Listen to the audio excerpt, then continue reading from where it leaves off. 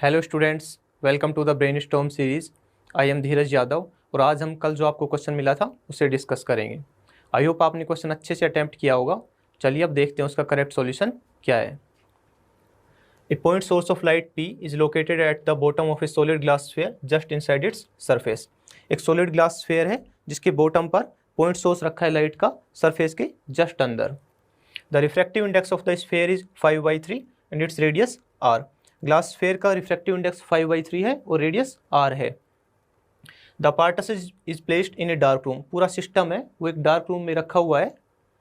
The surface area of the glowing portion of the glass sphere as observed by the observer is found to be alpha by beta square pi r square. If alpha and beta are integers, then minimum value of alpha minus beta is.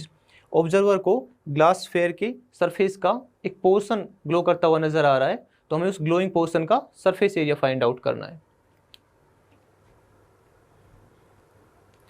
Point source है, इससे light rays चारों तरफ निकल रही होगी और वो sphere की सरफेस तक पहुंचेगी। तो सरफेस का वो पार्ट जहां पर लाइट रेज रिफ्लेक्ट होकर सरफेस से बाहर निकलेगी और ऑब्जर्वर तक पहुंचेगी, वो पार्ट ऑब्जर्वर को ग्लो करता हुआ दिखाई देगा। और सरफेस का वो पार्ट जहां पर लाइट रेज का TIR होगा और लाइट रेज रिफ्लेक्ट होकर सरफेस के अंदर ही रह जाएगी और ऑब्जर्वर तक नहीं पहुंचेगी, वो पार्ट ऑब्जर्वर को ग्लो करता हुआ नजर नहीं आएगा। तो जहां पर रिफ्रैक्शन हो रहा होगा वो पार्ट ऑब्जर्वर के लिए ग्लोइंग पार्ट होगा, और जहां पर लाइट रेज का TIR हो रहा होगा वो पार्ट ऑब्जर्वर के लिए ग्लोइंग पार्ट नहीं होगा। अब रिफ्रैक्शन के लिए एंगल ऑफ इंसिडेंस I है वो क्रिटिकल एंगल C से लेस देन इक्वल टू होना चाहिए। तो I less than equal to C वाला पार्ट ग्लोइंग पार्ट हो जाएगा। I less than equal to C वाला पार्ट ग्लोइंग पार्ट हो जाएगा।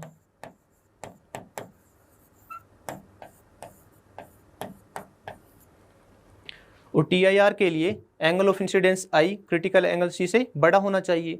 तो I ग्रेटर देन C वाला पार्ट नॉट ग्लोइंग पार्ट हो जाएगा। I ग्रेटर देन C वाला पार्ट नॉट ग्लोइंग पार्ट हो जाएगा।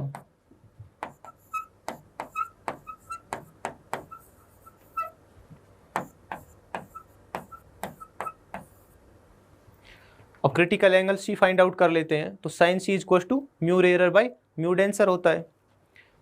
साइन C इक्वल टू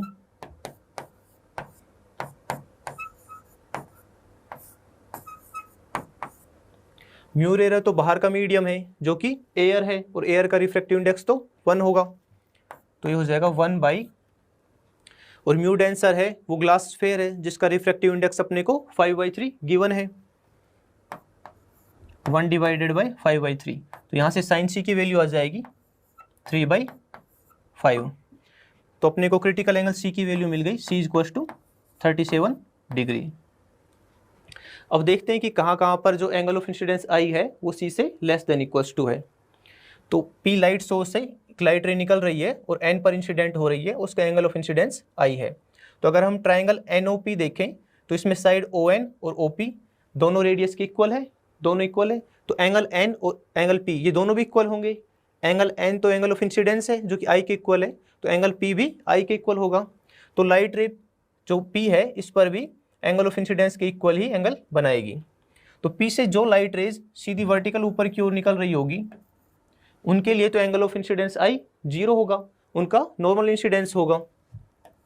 इनके लिए angle of incidence I equal to 0 होगा और ये लाइट रेज सीधी निकल जाएगी और ऑब्जर्वर तक पहुंच जाएगी। अब हम जैसे जैसे लाइट रेज वर्टिकल से टिल्ट होती जाएगी उनका एंगल ऑफ इंसिडेंस I बढ़ता जाएगा, और एक पॉइंट आएगा जब angle of incidence I critical angle C के इक्वल हो जाएगा।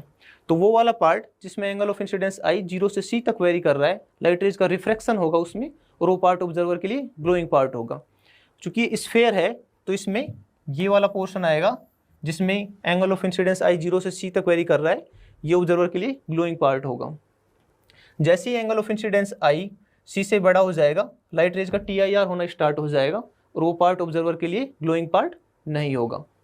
अब ये हो सकता है कि कोई लाइट रे जिसका फर्स्ट इंस्टेंस में TIR हो रहा है वो बाद में सरफेस की किसी और पार्ट से रिफ्रैक्ट होकर बाहर निकल जाए और ऑब्जर्वर तक पहुंच जाए, तो वो पार्ट भी ऑब्जर्वर के लिए ग्लोइंग पार्ट होना चाहिए, पर ऐसा नहीं होगा। तो हम यहाँ पर एक केस देखते हैं जिसमें लाइट रे का हम मान रहे हैं कि फर्स्ट इंस्टेंस में TIR हो रहा है, तो उसका first angle of incidence I है वो C से बड़ा होगा क्रिटिकल एंगल से। तो यहाँ पर लाइट रे पॉइंट सोर्स P से निकल रही है और उसका यहाँ पर जो फर्स्ट इंस्टेंस में उसका TIR हो रहा है। तो एंगल ऑफ इंसिडेंस I है। रिफ्लेक्शन में angle of reflection angle of incidence के इक्वल होता है। तो I से I, अगर I से आ रही है लाइट रे तो I से ही रिफ्लेक्ट होकर निकल जाएगी। अब अगर हम इस ट्राइंगल में देखें तो इसमें भी ये दोनों साइड्स इक्वल हैं, रेडियस के इक्वल हैं, तो ये दोनों एंगल भी इक्वल होंगे। तो ये एंगल I है तो ये वाला एंगल भी I होगा। तो जो नेक्स्ट एंगल ऑफ इंसिडेंस है वो भी I हो गया है। I तो C से बड़ा है क्रिटिकल एंगल से, तो फिर अगेन लाइट रे का TIR हो जाएगा और I से रिफ्लेक्ट होकर चली जाएगी। फिर अगर हम इस ट्राइंगल में देखें तो इसमें भी ये दोनों साइड्स इक्वल हैं, तो यहाँ पर भी ये दोनों एंगल इक्वल होंगे। तो ये एंगल I है तो ये भी I होगा।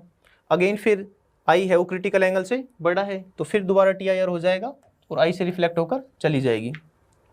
तो इस तरह से जिस लाइट रे का एक बार TIR हो गया उसका कंटिन्यूसली TIR होता ही रहेगा और वो लाइट रे कभी स्फीयर से बाहर नहीं निकल पाएगी और वो स्फीयर के अंदर ही एक पॉलीगन बनाएगी। तो स्फीयर की सरफेस का सिर्फ ये वाला पार्ट जिसमें एंगल ऑफ इंसिडेंस I 0 से C तक वेरी करेगा, सिर्फ यही ऑब्जर्वर के लिए ग्लोइंग पार्ट होगा। तो हमें इसका ही सरफेस एरिया फाइंड आउट करना है। तो ग्लोइंग पोर्शन के लिए, ग्लोइंग वाला पोर्शन ये है, तो ग्लोइंग पोर्शन के लिए मैक्सिमम जो एंगल ऑफ इंसिडेंस हो सकता है वो C हो सकता है। तो ये एंगल C है तो P पर भी एंगल C होगा, ये दोनों सेम ही है। और हमें पता है कि कोई भी आर्क सेंटर पर जो एंगल बनाती है वो सरकमफेरेंस पर जो एंगल बनता है उसका डबल होता है। तो सरकमफेरेंस पर अगर हाफ एंगल C है तो सेंटर पर हाफ एंगल 2C होगा। तो एक जो ग्लोइंग पोर्शन है ये सेंटर पर हाफ एंगल 2C सबटेंड कर रहा है। अपने को इसका सरफेस एरिया फाइंड आउट करना है। हमें पता है कि किसी भी स्फीयर की सरफेस का एक पार्ट जो कि सेंटर पर थीटा एंगल सबटेंड करता है उसका सरफेस एरिया होता है 2πr² 1 - cos theta. Surface area is equals to 2πr² 1 - cos theta. और यहाँ पर theta is equals to 2C है, theta is equals to 2C।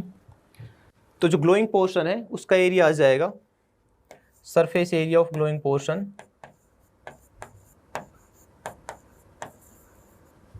surface area of glowing portion